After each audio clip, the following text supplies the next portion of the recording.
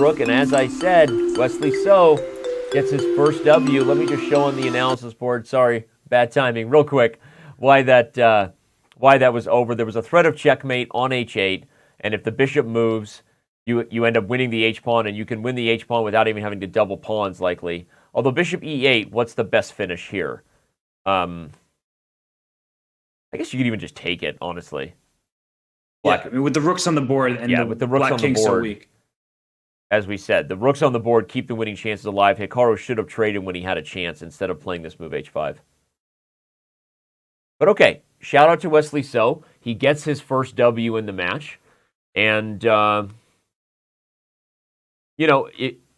key thing they say, you can't start a comeback. You got one game at a time, right? 1 point at a time, one play at a time, one game at a time. And Wesley So brings it back to a 3-game match. He has indeed. And now with the black pieces, he's going, well, firstly, Hikaru has now played a more topical line, right? Instead of going for his Verisovs and things of that nature, he's going for what looks like a very normal position. And we started with a King's Indian defense, where black also has a pawn on e6 and on g6, not super typical of a King's Indian, but he's going for the center. And look what he's done. He's probably going to get a position with hanging pawns, whereas if white captures on c5 and the b pawn captures back on c5, and then white captures on d5 and you capture with the e pawn on d5, you have this hanging pawn structure, which many people don't like, but it creates a very active plan for black, where you have some more lines for your rooks. You always have the threat of pushing your pawn to open up the bishop in the long diagonal. Here's what we're getting. And speaking of being active, shout out to our boy, friend of both you and I, Daryl Morey, Houston Rockets general manager. Shouldn't you be off making some trades and going small ball, Daryl? But thank you for trade deadline's over, Danny. I know that. I was making a joke because they went small. Don't discredit my NBA knowledge because you know more than me.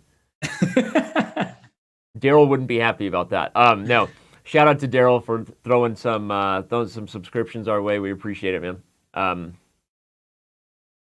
All right, well, good job breaking down the philosophical kind of battle that is a hanging pawn structure, because as you said, they are weak. They are targets to these pieces like the knight and the rook. But as long as they're together, they're also very restrictive, holding space and therefore keeping black's pieces options alive. They hold some critical central squares. But bishop b5, oh wow, we're already going to get a transition that I think has to be good for white. To me, the moment black is launching out with those moves, unless I'm underestimating bishop takes f3.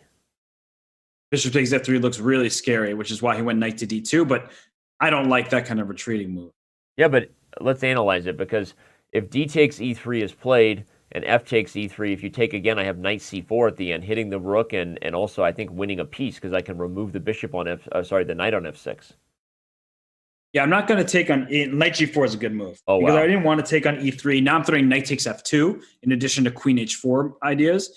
So this is looking very tough for Hikaru. He goes knight f1, I think is a good defensive move. Yep. But I'm thinking here some kind of, I wanted to go queen g5, but I'm hanging my knight on d7, so ignore that suggestion. It's kind of a fun line, though. Queen g5, bishop d7, knight takes e3, hits the queen and threatens mate over here. But just f takes e3. LOL.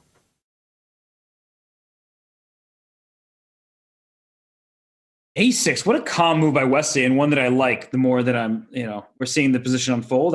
Wait, is e3 hanging now? Yeah. But there's some kind of knight b6 stuff too. Yeah, there's knight b6 and knight takes c5. Knight to b6 now looks good. Hikaru goes for it.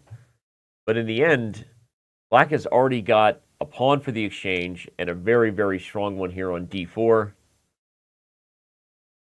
Oh, queen e6, though, followed by rook e2. I think that black is going to get a really big attack. Queen e6, knight takes c8, rook e2, forks the queen and the g2 pawn.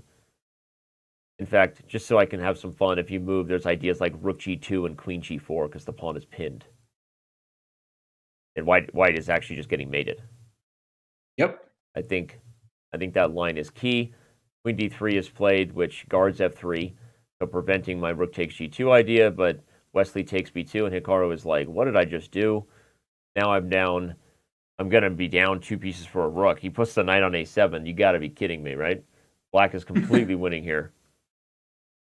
Yeah, the knight on a7. It's funny because the knight's not getting out anyway. So not only is the white king feeling quite vulnerable, but the knight's just trapped over there. So you can go queen b6 and steal the knight. You can play bishop h6 to e3, keep attacking the white king. I'm looking at rook takes g2 check because I know you'd want to play that, but it doesn't work just yet. It doesn't work just yet. You don't need to insult me. I insult myself. Thank you very much. That was actually a compliment. Oh. Okay, then that just shows my insecure child of divorced parents coming out. I apologize. Here comes bishop e3 check, and after the king moves, now rook takes g2. Rook f2 this check. Is a puzzle rush problem. Rook f2 first. It's even better. Hikaru's like, what am I